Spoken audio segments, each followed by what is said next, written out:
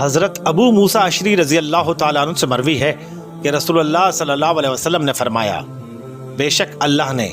آدم علیہ السلام کو ایک مٹھی مٹی سے پیدا فرمایا جو تمام روئے زمین سے لی گئی تھی، لہٰذا آدم علیہ السلام کی اولاد میں بھی زمین کی طرح گورے، سیاہ، سرخ، درمیانی، نرم و سخت طبیعت والے، اچھے اور برے ہیں۔ علامہ ابن کثیر رحمۃ اللہ علیہ لکھتے ہیں کہ اللہ پاک نے آدم علیہ السلام کو اپنے دست قدرت سے پیدا فرمایا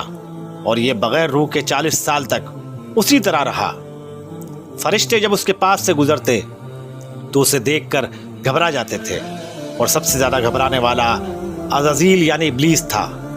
یہ اس کے پاس سے گزرتا تو اسے مارتا، جس کی وجہ سے اس کے جسم سے ایسی آواز نکلتی جیسے کھنکھناتی مٹی کی ٹھیکری سے نکلتی ہے، جسے اللہ پاک نے قرآن پاک میں فرمایا کہ اس نے انسان کو ٹھیکرے کی طرح کھنکھناتی مٹی سے بنایا۔